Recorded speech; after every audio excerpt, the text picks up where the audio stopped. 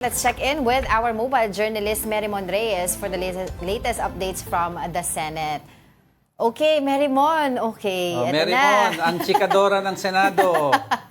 Ano ba nangyayari dyan ngayon? Pag-usapan muna natin yung sinabi ni Ombudsman Remulla na maaari siya magbigay na ng letter of request sa Senate kay Tito Sotto, Senate President Tito Sotto, regarding the old order ng ombudsman na dismissal kay Senator Joel Villanueva. Ano ang tugon ni Senator Tito Sotto regarding this?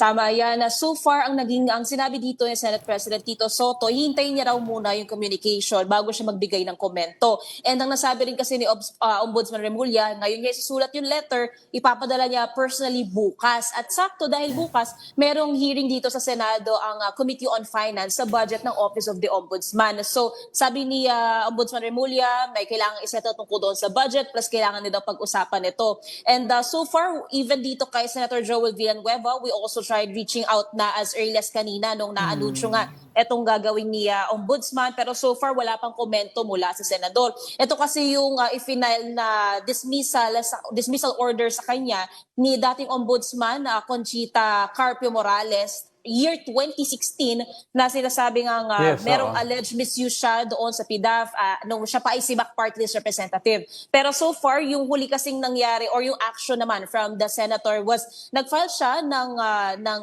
appeal ng motion for reconsideration doon sa kaso niya. At so far, hanggat wala pa raw final resolution, mananatili pa rin siyang magfa-function sa Senado until this year. And so far, we are also waiting din mula naman kay Ethics Committee Chairman Senator J.V. Ejercito kung paano nga ba mangyayari yung supposed na hinihintay na pagpupush doon sa dismissal order, kung dapat ba meron bang ethics complaint na ipa-file muna laban dito sa Senador para maging functional yung dismissal order, or kung paano nga ba nila pag-uusapan ito, especially by November 10, magbabalik na ang plenary sessions dito. So maaaring i-address din nila yon via legislative inquiry. Merrimon, may nakausap ka bang from the minority bloc regarding this issue? Kasi may naglalabasan na report na given na si Senator Lacson is back in the blue ribbon, tapos he will act on this complaint. Let's say daw, hypothetically, pumayag si Senator Sotto na baka mag-in jeopardy yung position ng Senate presidency. Ang nasabi ni SP Sotto tungkol dyan, tungkol muna dun sa takot niya na kesyo baka maapektuhan yung liderato niya, matagal niya na raw na isinantabi o hinarap na itong takot na to. He serves at the pleasure of his fellow senators, so major man o ordinary senator lang daw ang magiging papel niya. Magpa-perform naman daw siya accordingly. So far doon sa side naman ng minority, doon sa nilabas din na statement ni Senate Minority Leader Alan Peter Cayetano, tulad din ng mga lumipas na panayam sa media, desisyon naman yan ni Senator Ping kung babalik siya o hindi, wag daw idamay ang minority dito, hindi naman na daw dapat gawin pang isang teledrama yung usapin tungkol na sa Blue Ribbon Committee chairmanship. And so far naman, ang sinabi rin ni Senator JV naman itong lumipas na araw na nakapanayam din siya ng media, sa pagkakaalam niya, wala pa naman daw usapan ng may kakalas mula sa mayorya, and coming from him, nasettle naman na raw yung unang mga question ng mga senador from the majority tungkol sa nasabi ni Senator Ping na sa 2025, yung national budget insertion sa sinasabi na dawit daw karamihan sa mga senador noong 19 Congress. Settled naman na raw yun, at so far wala naman daw usapin pa na may kakalas mula sa mayorya. Pero ito nga kanina, Merrimon, kausap namin si Congressman Terry Redon, and we were talking about nga itong sinasabi ni Ombudsman Remulla na pagpapadala ng sulat kay Senate President Tito Sotto. Sabi ko nga ay masusubok ulit itong si Senator Tito Sotto because at that time pala ng dismissal kay Senator Joel Villanueva noong 2016, it was Tito Sotto who filed a motion.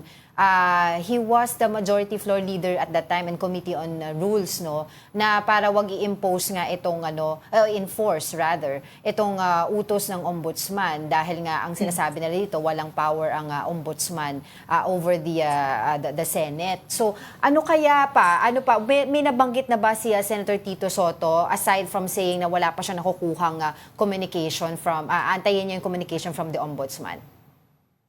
Yan pa nga yung dati si ex-Senate President Coco Pimentel, yan din yung naging conversation no, na parang walang capacity yung Senate para i-implement o gawin talaga yung dismissal order ng ombudsman. So may usapin nga doon, dapat daw may ethics complaint na ipa-file laban sa senador para magkaroon talaga ng kapangyarihan itong dismissal order. And then may conversation pa, meron pang school of thought na yung ombudsman na pwede naman, may kapangyarihan din naman ito. And so yun yung ilan sa mga inaabangan pa natin. So far, wala pang ibang nagiging komento talaga si SP Soto, maliban na lang siguro bukas pagka nagkaharap-harap na sila dito sa Senado.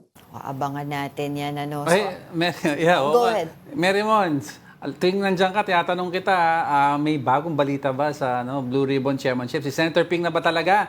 100%? Wala nang Oo, atrasan? sinabi na ni Tito. Hindi, malay So mo, far, mag-iba.